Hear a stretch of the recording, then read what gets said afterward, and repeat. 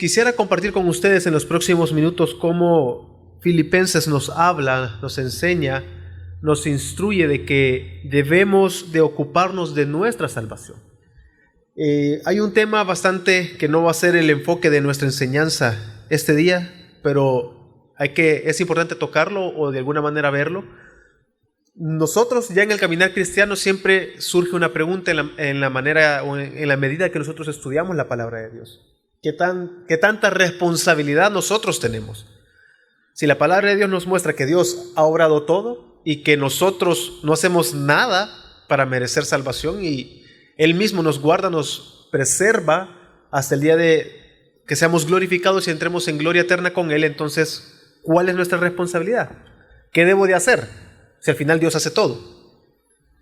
Pero en este caso, vamos a ver en esta porción de que se nos ordena, y Pablo, escribiendo su carta a la iglesia en Filipos, dice de que deben de ocuparse de la salvación. Y la iglesia en Filipos era una iglesia que estaba desmoronándose, porque los cristianos estaban motivados por un espíritu de división, de egoísmo, presunción, de orgullo, de arrogancia, y los pleitos, y estaban dejándose guiar más por sus pecados que por el temor de la palabra y ser guiados por el Espíritu. Era una iglesia que realmente tenía grandes dificultades, aunque habían caminado, y era una iglesia que había caminado en la fe, había madurado, había pasado mucho tiempo desde que Pablo la había fundado, y Pablo estuvo un tiempo con ellos. Ya en este momento Pablo no se encontraba con ellos, así que Pablo, viendo, después de tanto tiempo, aproximadamente unos 10 años, la iglesia había madurado, y no se escapa tal vez de nuestra realidad hoy en día en nuestras iglesias. Cuando uno viene por primera vez a la iglesia y comienza a caminar, todo parece ser más sencillo. A medida que vamos conviviendo y teniendo relación con nuestros hermanos, se va dificultando la relación, pero por mi pecado. Porque uno comienza a darse cuenta de que, aunque ya somos salvos y somos libres del pecado, luchamos en contra de nuestra carne y muchas veces cedemos a nuestros deseos y a nuestra carne, resultando esto en conflictos entre nosotros, que no debe de ser así y que debemos de procurar la unidad. Pero podemos ver que Pablo dirigía esa carta y los anima, les habla de que ellos puedan tener una vida y vivir de una manera digna del Evangelio. Él les pide que permanezcan unidos, si lo vemos en toda la carta, que trabajen juntos, que piensen juntos, que se sirvan unos a otros, que presten atención a las preocupaciones de los unos y de otros, que presten y que pongan prioridad sobre sus hermanos, y que humildemente ellos deben de considerar a los otros como superiores a ellos mismos. Y eso es lo que podemos ver, y de alguna manera también lo ha mostrado tanto en la carta como en los pasajes, en los versículos previos. Él les está pidiendo que tengan una vida digna de su llamamiento. Entonces, ya entrando en el texto que hoy vamos a estudiar, vamos a ver cómo la palabra de Dios, ya Pablo habiendo hablado, exhortado a ellos que deben de tener una vida digna del llamado que han recibido, pone de ejemplo a Jesús en este mismo, al inicio del capítulo 2, quien se humilló a sí mismo, que debemos de tener ese ejemplo. Él comienza: así que, habiendo hablado acerca de Jesús, así que, amados míos, tal como siempre habéis obedecido, no solo en mi presencia, sino ahora mucho más en mi ausencia, ocupaos en vuestra salvación con temor y con temblor. Notemos que es algo que el cristiano debe de hacer. Es algo que nosotros debemos de hacer. No somos libres de la responsabilidad de ocuparnos de nuestra salvación, de vivir de una manera despreocupada, sin buscar la palabra, sin permanecer en la palabra. Entonces, en los versículos anteriores, nosotros podemos ver que ha guiado a sus lectores a que pongan su mirada en Cristo Jesús, que lo vean como un ejemplo de una vida cristiana la cual debemos de tener. Por eso él comienza para unir esto con la palabra así que, y lo voy a leer. Filipenses 2 del 5 al 8 dice: haya pues en vosotros esta actitud que hubo también en Cristo Jesús, el cual, aunque existía en forma de Dios, no consideró el ser igual a Dios como algo a que aferrarse, sino que se despojó a sí mismo, tomando forma de siervo, haciéndose semejante a los hombres, y hallándose en forma de hombre, se humilló a sí mismo, haciéndose obediente hasta la muerte y muerte de cruz. Y precisamente esto mismo, que él fue obediente al Padre, se humilló a sí mismo, no consideró ser igual a Dios como algo a que aferrarse, sino que se despojó, tomó forma de siervo, se humilló, se hizo obediente y obediente hasta la muerte en la cruz. Es que Pablo dice, así que, de igual manera como vemos en Jesús, así nosotros debemos de ser obedientes. Así como ustedes han sido obedientes cuando yo estaba ahí, hacerlo también en mi ausencia, les está diciendo. Pero también él viene y les pone que el Padre, en este caso, premió a Jesús por su obediencia. Y él continúa en el versículo 9 al 11, por lo cual Dios también lo exaltó hasta lo sumo y confirió el nombre que es sobre todo nombre, para que al nombre de Jesús se doble toda rodilla de los que están en el cielo y en la tierra y debajo de la tierra, y toda lengua confiese que Jesucristo es Señor, para gloria de Dios Padre. Y en los próximos capítulos del texto que estamos estudiando, Pablo muestra o dice que nuestra obediencia está vinculada a grandes promesas, las cuales ya tenemos en Cristo Jesús. Que nuestra obediencia acarrea y trae promesas para nosotros. Nuestro permanecer en la palabra de Dios realmente tiene grandes promesas. Así que vemos que él dice, así como Jesús, así como Cristo fue obediente, así nosotros debemos de obedecer. Así el Padre lo exaltó, así nosotros tenemos promesas en nuestra obediencia a la palabra, en permanecer a la palabra. Entonces podemos ver que Pablo también los exhorta a sus hermanos a ser obedientes, pero notemos y debemos de entender, hermanos, que esta obediencia no depende de nuestros criterios, no depende de los asuntos que nosotros queremos obedecer. Se debe de obedecer según la palabra de Dios, según la palabra nos ordena, porque nosotros muchas veces nos sentimos en la tentación de solo obedecer a aquellos mandatos que nos benefician o aquellos que son fáciles, aquellos de los cuales no me generan ningún conflicto con mis intereses personales. Por ejemplo, la generosidad es un tema controvertido. El tema de la generosidad es algo que la gente se molesta un poco, no le gusta tocar ese tema. Es un tema que recurrentemente genera conflictos dentro de las iglesias. Pero es porque el tema es conflictivo o es el pecado en nuestro corazón lo que lo hace conflictivo, es nuestro pecado. Y parece ser de que es más fácil obedecer el congregarme, más fácil obedecer en el sentido voy a ir cada domingo, pero probablemente no nos gusta obedecer en cuanto al servicio. No quiero servir porque no tengo tiempo, cuando la palabra de Dios está ordenando y nos ordena que debemos de servir.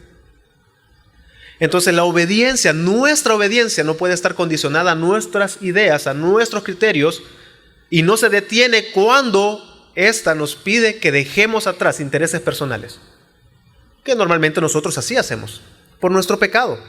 En muchas cosas, no digo en todo. Cada quien conoce su corazón, cada quien conoce en qué es tentado, pero lo que sí debemos de ver que Pablo exhorta a sus hermanos que deben de obedecer. Nosotros debemos de entender que la obediencia no depende de mis ideas, de mis criterios. Nosotros somos muy astutos en argumentar para no obedecer.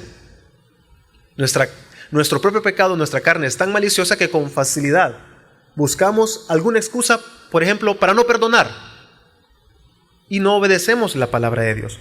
Pero Pablo está pidiendo que debemos de ocuparnos de nuestra salvación y debemos de ver de que la obediencia que Pablo está diciendo, está hablando a sus hermanos, no debe de estar basada en ningún momento a la persona o la presencia de Pablo.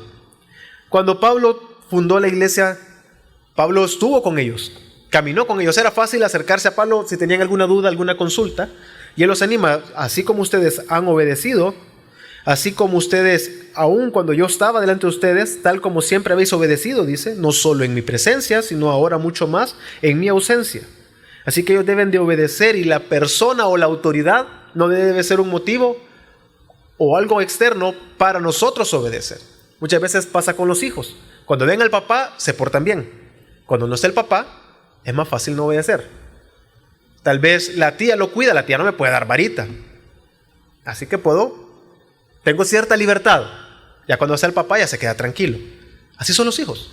No depende de la persona, aún en mi ausencia, y aún más cuando yo no esté, en mi ausencia, ustedes deben de obedecer y ocuparse de la salvación. Entonces, les está diciendo que deben de basar, los exhorta su obediencia a la palabra. Y esto nos confirma que la obediencia que ellos y que nosotros, hermanos, debemos tener no depende de nada, sino únicamente de Cristo, y es el resultado del Evangelio que Pablo ha predicado y el resultado del Evangelio que nosotros hemos creído nos va a guiar a obedecer.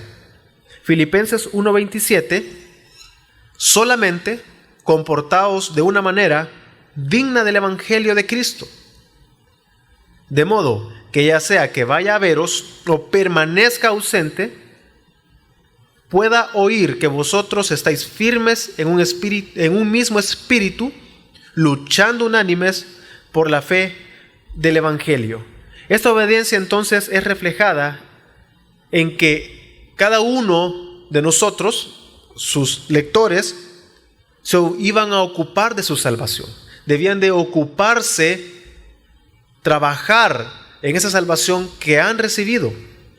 No está hablando de una salvación por obras. Cuando les dice ocúpense de la salvación, no está diciendo en ningún momento, y no está hablando de que la salvación es por mi obrar, es por mi accionar, sino que está hablando de trabajar sin interrupción hasta completar o terminar lo que se ha encomendado, es decir, permanecer firmes hasta alcanzar la gloria eterna, permanecer firmes en el Evangelio, en la palabra que han recibido, porque en eso mismo está basado nuestra vida, es decir, Cristo mismo puso el fundamento.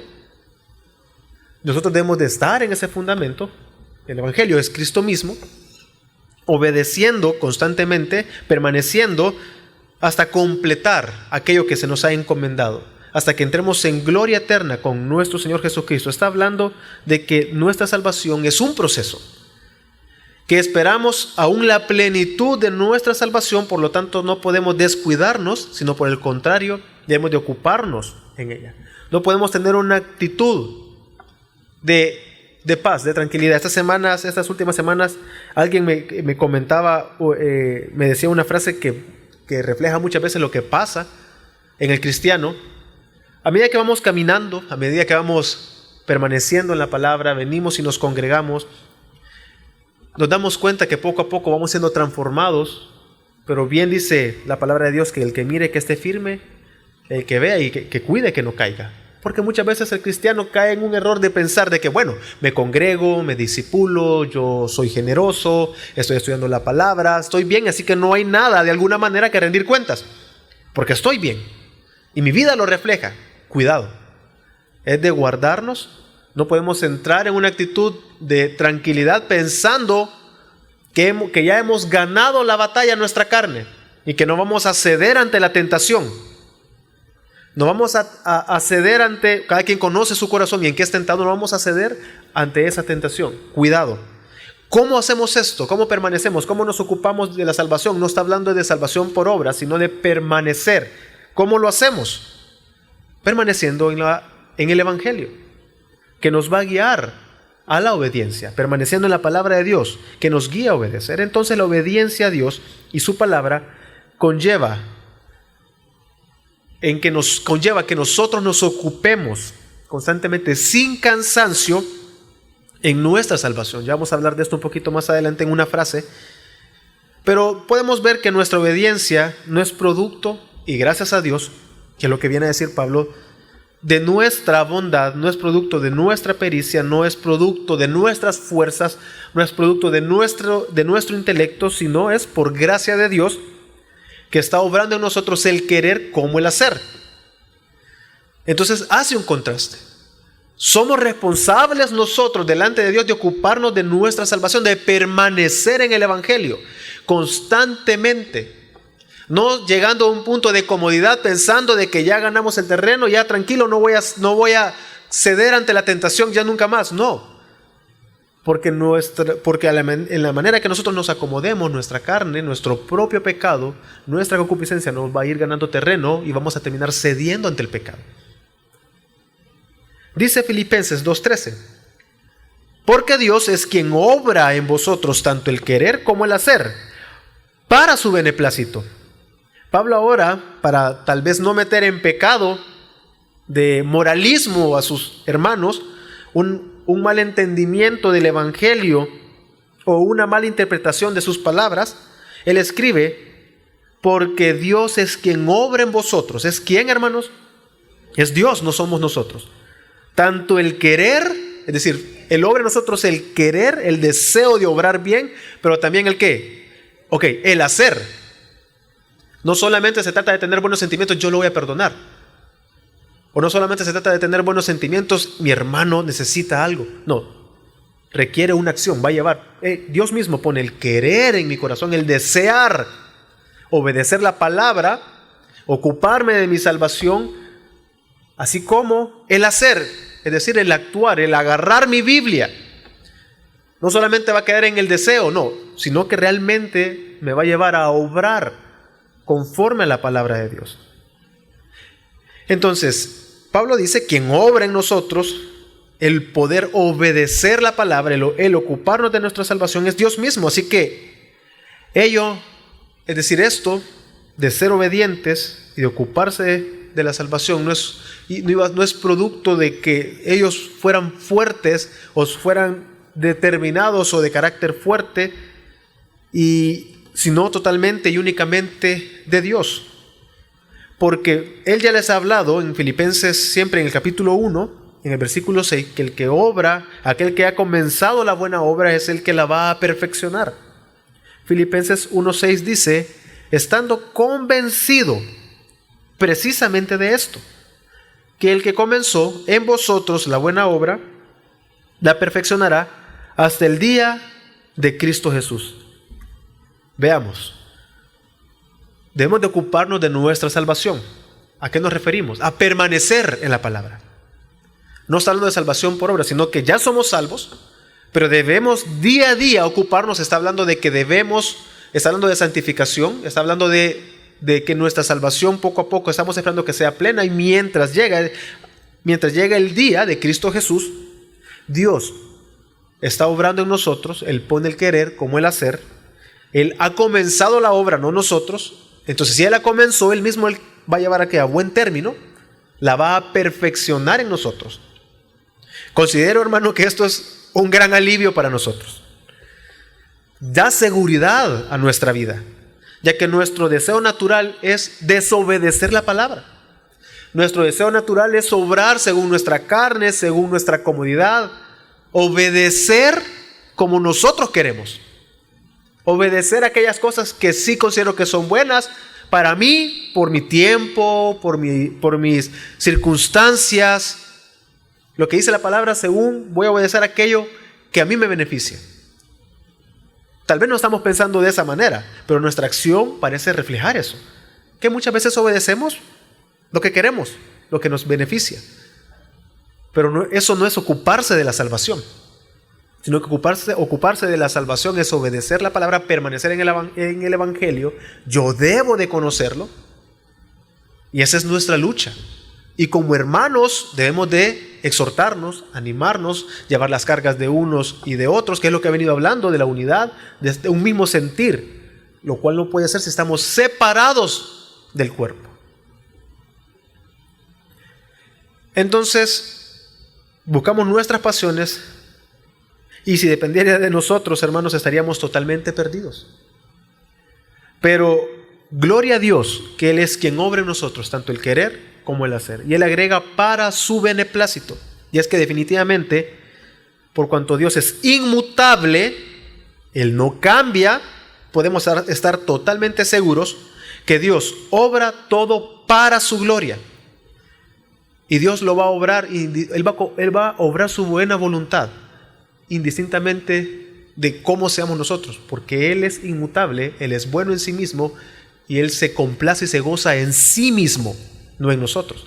Pero sí, obviamente, sabemos y entendemos que Él se goza en la obediencia de sus hijos. Por eso Él la provoca, por eso Él la obra en nosotros, pone el querer como el hacer, porque eso resulta para su gloria. Entonces, cuando dice que es para su beneplácito, lo que nos está diciendo es que Dios no obra de manera caprichosa, arbitraria, sino que obra según su perfecta voluntad. Obra según su misma santidad, según aquello que Él mismo ha establecido en su voluntad. Entonces, en ninguna manera podemos anular, hermanos, haciendo un contraste, nuestra responsabilidad al decir, es que Dios, es que pequé, mentí. Es que Dios no puso en mí el no mentir. No, Dios no puso en mí el no querer mentir. No.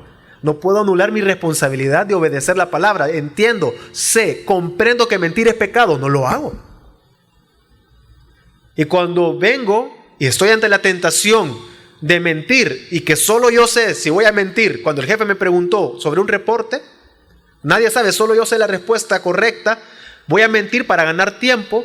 Ante esa tentación, el decir la verdad a pesar de las consecuencias, en ese caso, sé y entiendo que yo he sido responsable delante de Dios de decir la verdad, pero entiendo que no ha sido porque yo soy bueno, sino porque Dios obró en mí el querer como el hacer.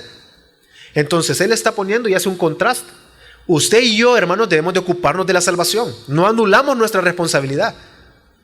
No podemos decir, es que Dios no ha puesto en mi corazón el sentir perdonar, el ser generoso. No, es una cuestión de obediencia también. Y al hacerlo yo entiendo que Dios es glorificado porque Él mismo obró en mí el querer como el hacer. No anula mi responsabilidad, pero no depende de mí, sino única y exclusivamente de Dios, quien obra en nosotros. Y entonces, ¿qué hacemos? Permanecemos en la palabra. Estamos firmes en el Evangelio. Por eso leímos en el capítulo 1, versículo 27, que debemos de permanecer en el Evangelio. Entonces, debemos de ocuparnos de nuestra salvación. Esto queda en evidencia en la manera que nosotros obedecemos la palabra. Esa obediencia no depende de mis caprichos, sino depende de la palabra, lo que la palabra de Dios dice. Y es obvio que va a confrontar mi pecado y no voy a querer hacerlo, pero lo voy a hacer porque me lo está ordenando. Yo permanezco firme obedeciendo, no según mis caprichos, sino según la voluntad de Dios, que está vertida, mostrada y reflejada para nosotros en su palabra. Así nosotros somos obedientes, nos ocupamos de nuestra salvación. Pero ¿qué debe de caracterizar? ¿Cuál es la característica de este ocuparnos de nuestra salvación? De nuestra obediencia. El versículo 14 nos dice, haced todas las cosas sin murmuraciones ni discusiones. Más bien está hablando no de no ser chambrosos, no, sino que está hablando de que en mi corazón no murmure. Debemos de obedecer, pero con una actitud correcta en el corazón, no con murmuraciones, hablar suave, entre dientes, hablarse para uno mismo, quejándose. Y obviamente esto no lleva a discusiones, que no discutamos con Dios, con su palabra, porque la palabra de Dios nos va a llevar y nos va a mostrar nuestro pecado y yo no voy a querer ceder. La palabra de Dios me va a mostrar lo que tu acción no es correcta, debes de dejarla, pero mi carne se goza y se acomoda, así que yo me quejo y busco, y mi carne es astuta y busca un vacío en la ley para no cumplirla. No debemos de hacerlo discutiendo, sin murmuraciones ni discusiones.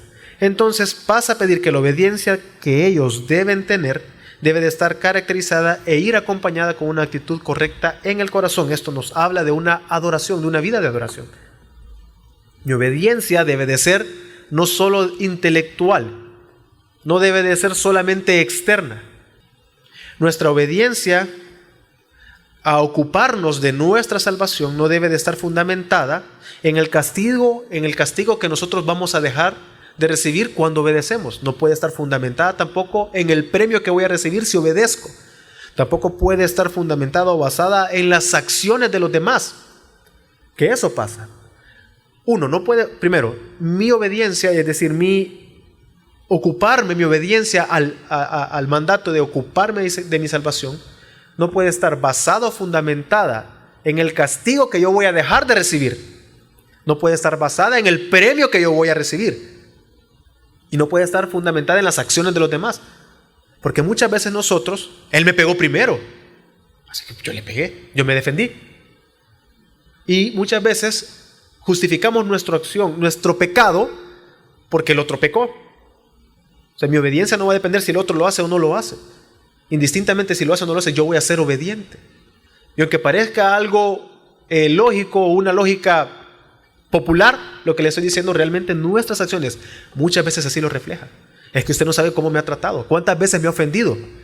Una y otra vez, ya lleva 5 años ofendiéndome lo mismo. Que pero yo no soy de palo. Pues ¿cómo lo voy a perdonar? La palabra de Dios que me ordena que perdone, sí o sí. Y en esa orden nos decía, si tu hermano no cambia de actitud, entonces ya no lo perdones. No, ¿cuántas veces, Señor? Yo entiendo que debo perdonar, siempre. Pero ya lleva 10 años, siempre. Claro, él tiene una responsabilidad delante de Dios, que está ofendiendo y él debe de arrepentirse de su pecado. Pero el hecho que él no se arrepienta de su pecado, de que me siga ofendiendo, no quiere decir que yo voy a agregar un pecado a mi vida por el pecado de él. Porque yo estoy delante de Dios. Yo me debo a Dios, así que yo voy a ser obediente a Dios indistintamente si él o mi hermano o alguien más. Yo no voy a basar mi obediencia en las acciones de los demás, sino únicamente en Cristo. Nuestra obediencia de ocuparnos a nuestra salvación solo puede estar fundamentada en Dios y en su palabra. Dios es fiel a sí mismo. Y la pregunta es, ya llevo 5 años y en lo mismo y me pide que lo siga perdonando. La pregunta es, ¿cuántas veces nos ha perdonado Dios nuestros pecados? Siempre. O sea, Dios nos retiene su perdón para con nosotros.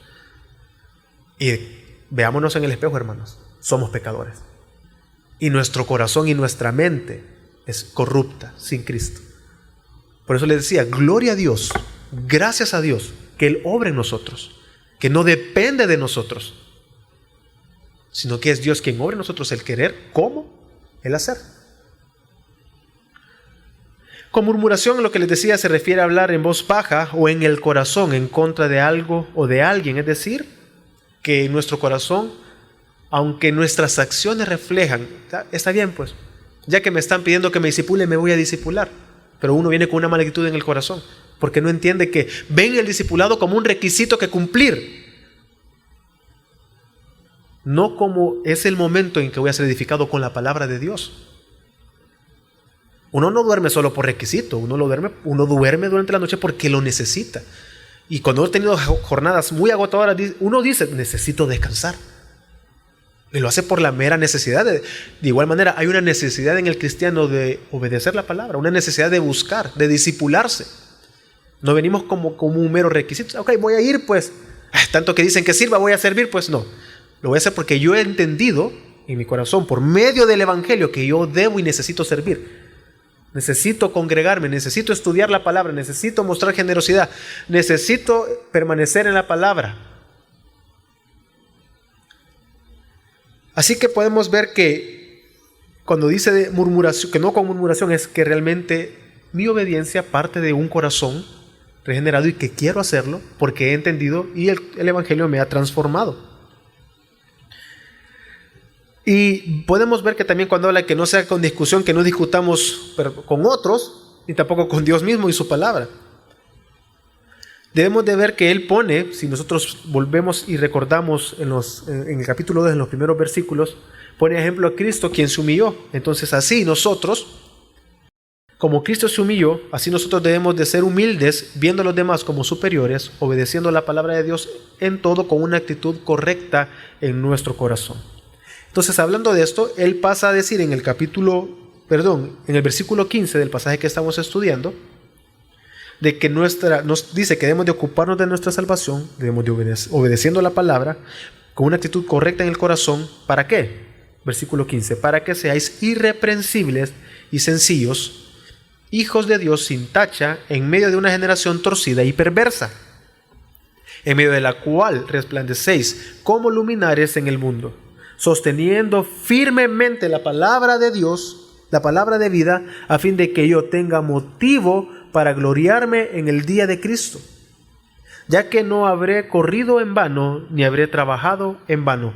Y es que la obediencia debe de ser con una actitud correcta, como estamos hablando en el corazón, sin murmuraciones ni discusiones, para ser irreprensibles, está diciendo. Irreprensible se refiere a un estilo de vida, y realmente la palabra es fuerte, que un estilo de vida que no pueda ser sometido a crítica por el pecado.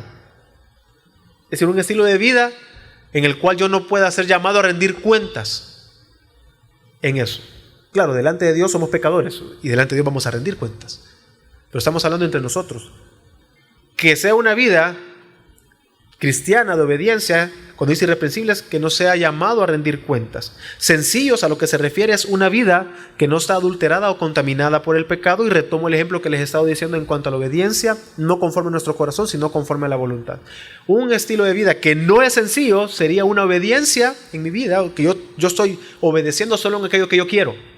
Ahí ya estoy contaminando, ya no soy sencillo en mi vida, sino que estoy dejando que el pecado, mis criterios, mis pensamientos se antepongan a la palabra de Dios. O hago una mezcla. Voy a servir, sí, pero según mi tiempo. Voy a hacer las cosas como yo pienso que es correcto, como yo considero que es correcto. Voy a obedecer, voy a perdonar, voy a amar como yo pienso que es correcto amar a mi hermano. Es que el amor se paga con amor. No puede ser de otra manera. Y uno comienza a poner sus criterios, sus formas de pensar. Eso ya no sería ser sencillos, sino que debe decir de que debemos de obedecer. ¿Cómo? Ocupándonos de nuestra salvación. Ocupémonos de nuestra salvación. Al ocuparlo debemos de hacerlo con una actitud correcta en el corazón. ¿Para qué? Para ser irreprensible, es decir, no tener que rendir cuentas, un estilo de vida que no sea llamado a rendir cuentas, y sencillo, es decir, no adulterado con nuestro pecado, con nuestros criterios, nuestros pensamientos. Claro, no somos máquinas, no somos robots. A lo que me refiero es que cuando vengan nuestras emociones, nuestros sentimientos, por medio de permanecer en el Evangelio, la palabra de Dios, vamos a gobernarlos, porque somos seres emocionales. Dios nos ha creado así. Mostramos amor, mostramos misericordia, mostramos bondad. No estoy hablando de que seamos robots, no, sino que ellas no nos gobiernan a nosotros, sino que los traemos a la luz de la palabra y nos arrepentimos. Entonces, habla de tener una vida que no tenga que ser llamada a rendir cuentas, y según lo que estamos viendo es totalmente congruente y sería el resultado de permanecer en la palabra de Dios, es decir, permanecer en el Evangelio unidos a Dios. También agrega que seamos hijos a fin de que seamos irreprensibles y sencillos, hijos de Dios sin tacha, dice. Ya somos hijos de Dios, pero agrega sin tacha. Somos hijos de Dios por medio de la regeneración que obra el Espíritu en nosotros, pero somos sin tacha por medio de la santificación que el Espíritu de Dios obra en nosotros. Es decir, está hablando de una salvación. Por eso entendemos, cuando Él dice ocupémonos de nuestra salvación, no está hablando de obras, porque este pasaje precisamente nos está diciendo, cuando dice sin tacha, lo que nos está diciendo es que nosotros día a día, por medio de la palabra, estamos siendo lavados, estamos siendo renovados, en medio de una generación torcida y perversa. Y es que la norma de vida de este mundo posmoderno, hermanos, en resumen es, y nos centra en nosotros. Es la individualidad.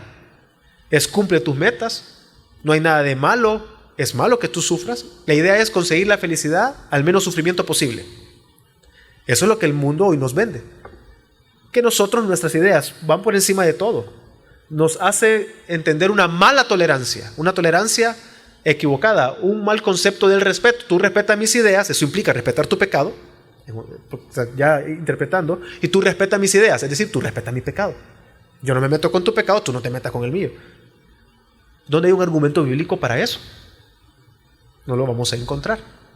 Entonces, esa es la idea del posmodernismo, en lo que nosotros vivimos, el pensamiento en el que hoy en día hemos crecido en nuestras ideas primero y por encima de todo. Es por eso que, vuelvo y tomo el ejemplo que he estado poniendo, es por eso que nosotros con facilidad queremos obedecer según nuestras ideas. Es por eso que nosotros queremos amar a nuestros hermanos según mi concepto de amor, no según lo que dice la palabra.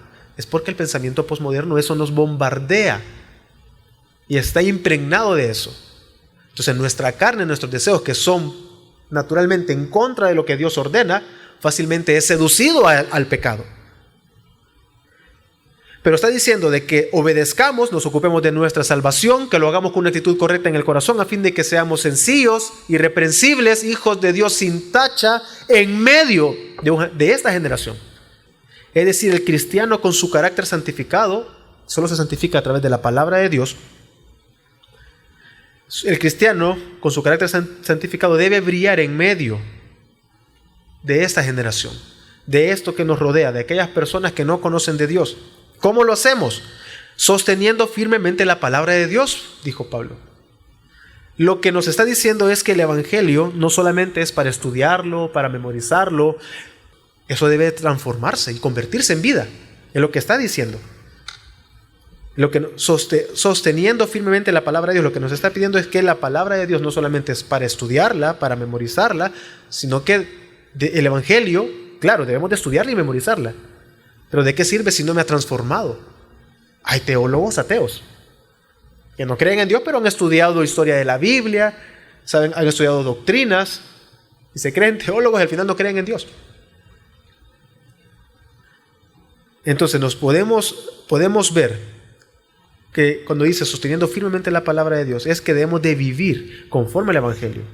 Es decir, que nuestras acciones, nuestra forma de hablar, nuestro comportamiento brille, impulsando a aquellos que no conocen de Dios a que ellos se cuestionen en su forma de vida, contraria a la voluntad de Dios.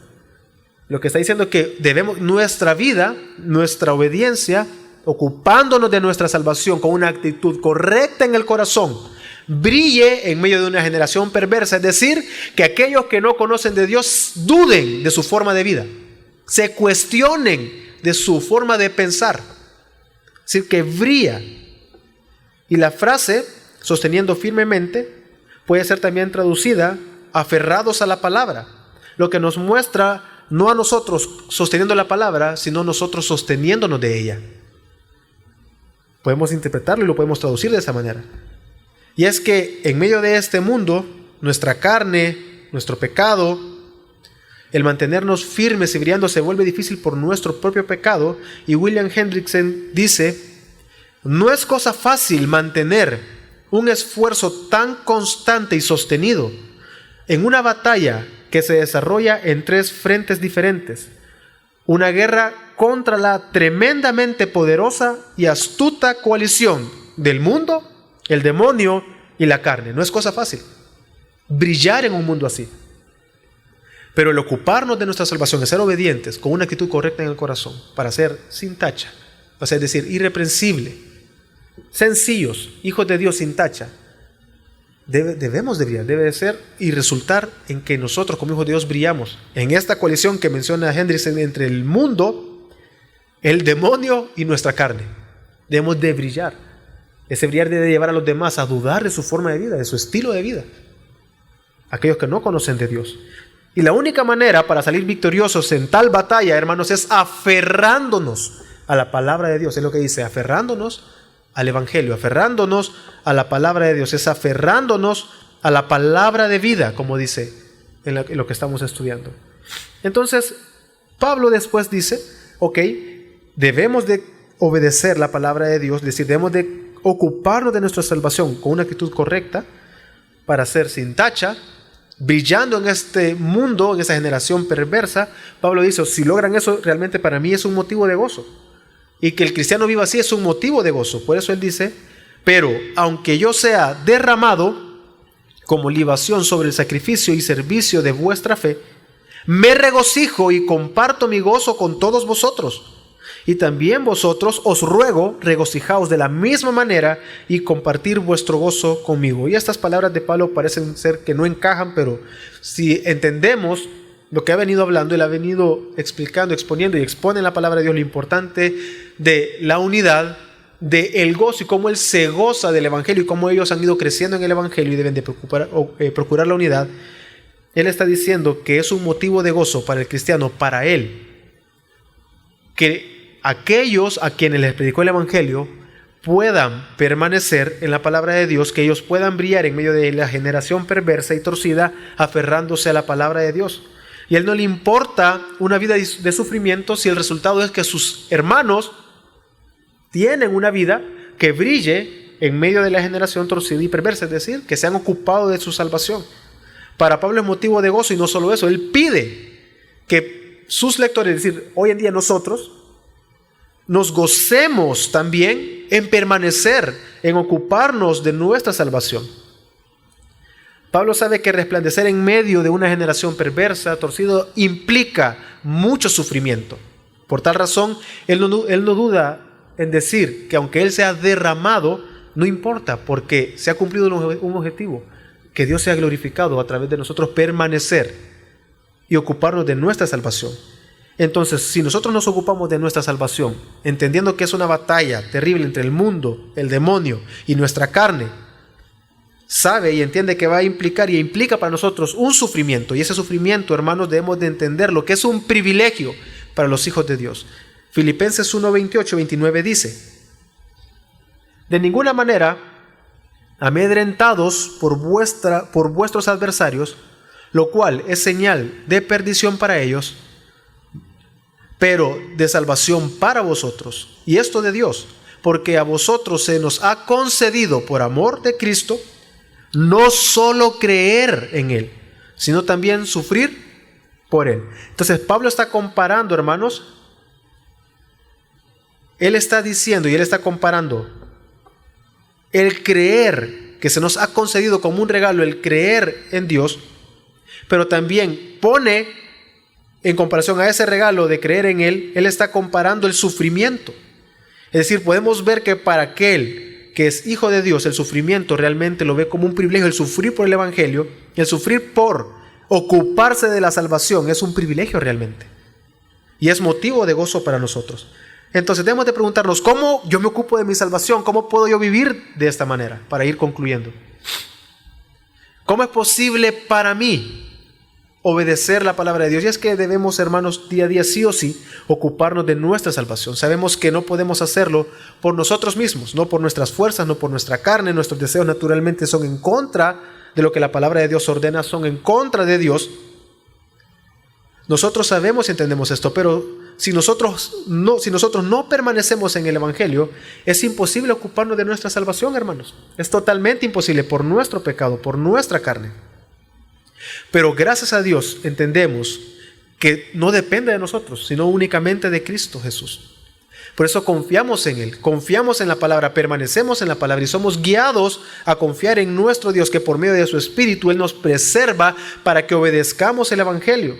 Y Pablo en sus palabras previas, y las voy a volver a leer en Filipenses 2, 6-9, dice así: el cual, aunque existía en forma de Dios, no consideró el ser igual a Dios como algo a que aferrarse, hablando de Jesús, sino que se despojó a sí mismo, tomando forma de siervo, haciéndose semejante a los hombres, hallándose en forma de hombre.